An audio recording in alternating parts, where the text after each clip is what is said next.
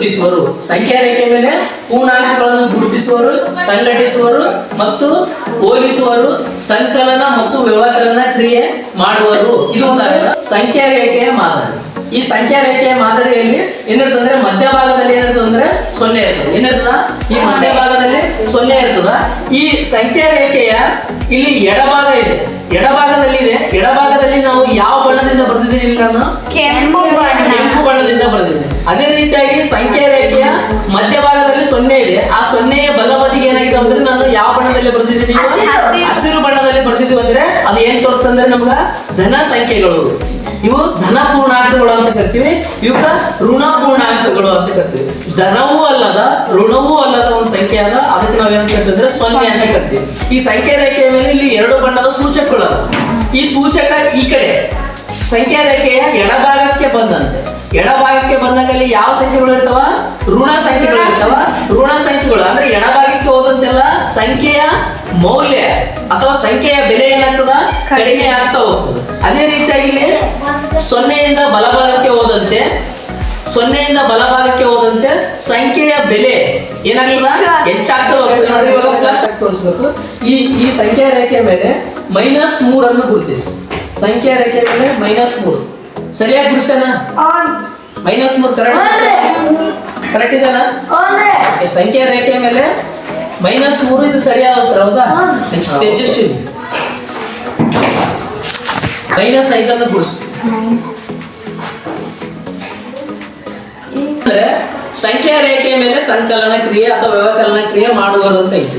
ಉದಾಹರಣೆ ನೋಡ್ರಿ, ಇವಾಗ +2 -3 ಅಂತ ಬರ್ತೀನಿ. ಅಂದ್ರೆ ಇವಾಗ +2ರಲ್ಲಿ -3 ಅನ್ನು ಕೂಡಿಸಿ ಅಥವಾ ಕಳೆಯಿರಿ ಅಂತ ಪ್ರಶ್ನೆ ಕೇಳ್ತಾರೆ. ಅಂದ್ರೆ +2 -3 ಅಂದ್ರೆ ನಾವ್ ಏನ್ ಮಾಡ್ಬೇಕು? ಫಸ್ಟ್ ನಾವು ಎಲ್ಲಿರ್ಬೇಕು?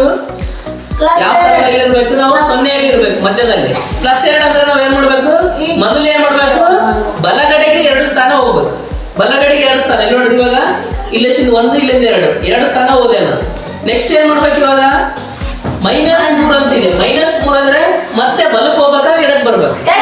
ಎಡಭಾಗಕ್ಕೆ ಬರ್ಬೇಕು. ಎಷ್ಟು ಸ್ಥಾನ ಬರ್ಬೇಕು? 3 ಸ್ಥಾನ ಬರ್ಬೇಕು. ಇವಾಗ ನಾನು ಇಲ್ಲಿದ್ದೀನಿ, ಇಲ್ಲಿಂದ ಇಲ್ಲಿಗೆ 1 ಸ್ಥಾನ, 2 ಸ್ಥಾನ, 3 ಸ್ಥಾನ. ಅಂದ್ರೆ ಇವಾಗ ನಾನು 3 ಸ್ಥಾನ ಹಿಂದಕ್ಕೆ ಬಂದಾಗ ನಮ್ಮ ಉತ್ತರ ಏನು ಸಿಕ್ಕಿತ್ತು? 0. ಎಷ್ಟು ಸಿಕ್ಕಿತ್ತು? ಬರೀ 1 ಅಲ್ಲ, 1 ಅಂದ್ರೆ ತಪ್ಪಾಗುತ್ತೆ. 1 ಅಂದ್ರೆ ಇಲ್ಲಿ ಅದ -1. ಸರಿಯಾದ ಉತ್ತರ ಎಷ್ಟು?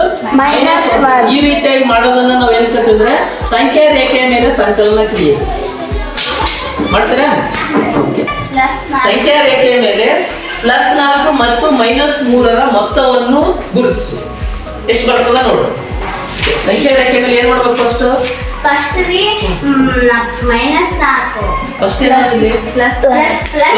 ಅಂದ್ರೆ ಯಾವ ಕಡೆಗೆ ಹೋಗ್ಬೇಕು? ಎಡಕ್ಕೆ ಹೋಗ್ಬೇಕಾ? ಬಲಕ್ಕೆ ಹೋಗ್ಬೇಕು? ಬಲಕ್ಕೆ ಯಾಕೆ ಹೋಗ್ತೀವಿ? ಬಲಕ್ರಿ ಇಲ್ಲಿ ಬಲಕ್ ಅಂದ್ರೆ +4 ಅಂದ್ರೆ 4 ಫಸ್ಟ್ ನೀವು ಬಲಕ್ಕೆ 4 ಅಂತ ಪ್ಲಸ್ ಅದಕ್ಕೆ ಈ ಕಡೆ ಪ್ಲಸ್ ಯಾವಾಗಲೂ ಬಲಗಡೆ ಭಾಗ ಇರುತ್ತೆ. ಓಕೆ, 4 ಸ್ಥಾನ ಮುಂದಕ್ಕೆ ಹೋಗು.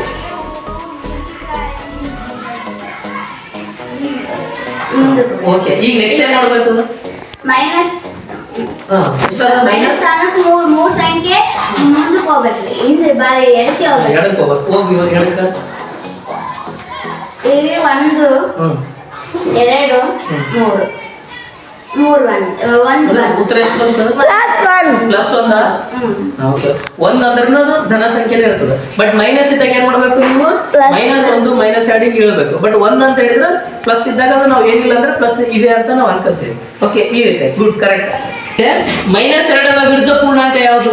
-2ರ ವಿರುದ್ಧ ಪೂರ್ಣಾಂಕ +2. ಗುಡ್. ಏನಾಗ್ತಂದ್ರೆ ಅದ್ರ ಏನ್ ಉಲ್ಟಾ ಇರೋದು ಅದೇ ಸಂಖ್ಯೆನೇ ಪ್ಲಸ್ ಇರೋದು. ಮೈನಸ್ ಇರ್ತದೆ, ಮೈನಸ್ ಇರೋದು ಪ್ಲಸ್ ಇರ್ತದೆ. ಈಗ ನೋಡ್ರಿ, +4ರ ವಿರುದ್ಧ ಪೂರ್ಣಾಂಕ ಯಾವುದು?